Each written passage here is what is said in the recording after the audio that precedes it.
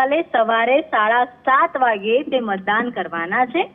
મોડી રાત્રે આજે 8:30 વાગે વડાપ્રધાન અમદાવાદ એરપોર્ટ આવશે। અમદાવાદ એરપોર્ટથી તે રાજભવન જશે અને ત્યારબાદ જે રીતે વડાપ્રધાને પોતે કીધું છે કે પહેલે જલપાન ત્યારબાદ મતદાન, તો તે પોતે પણ 7:30 વાગ્યાનો સમય છે। 7:30 વાગે મતદાન મથક પર આવશે, મતદાન કરશે અને ત્યારબાદ સીધા એરપોર્ટથી અન્ય જગ્યા પર કેમ્પેન માટે રવાના થઈ જશે। વડાપ્રધાન જ્યારે મતદાન કરવા આવશે ત્યારે તેમની સાથે કેન્દ્રીય ગૃહમંત્રી અમિત શાહ પણ હશે। મહત્વની વાત છે કે કેન્દ્રીય ગૃહમંત્રી અમિત શાહના વોટર છે વડાપ્રધાન અમિત શાહ ત્યાં ઉપસ્થિત રહેશે।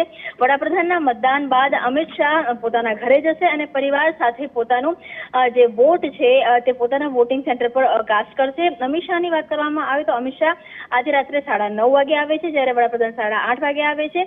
કહી શકાય કે ભાજપની જે શરૂઆત છે વોટિંગની તે વડાપ્રધાનથી થશે, કેમ કે તે વહેલી સવારે 7:30 વાગે વોટ કાસ્ટ કરી દેશે અને ત્યારબાદ તમામ જે નેતાઓ છે તે વોટ કાસ્ટ કરશે। તેમાં અમિત શાહનો પણ સમાવેશ થાય છે। ઉત્તર પ્રદેશના રાજ્યપાલ છે આનંદીબેન પટેલ, તે પણ આવશે અને તે પણ સીરત ખાતે પોતાનો વોટ કાસ્ટ કરશે।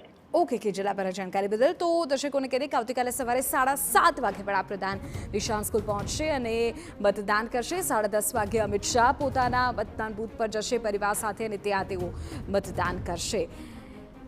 જાણકારી એવી મળી રહી છે કે આજે રાત્રે 9:30 વાગે અમિત શાહ અને એ પહેલાં 8:30 વાગ્યાની આસપાસ જ વડાપ્રધાન ગુજરાત પહોંચી જશે।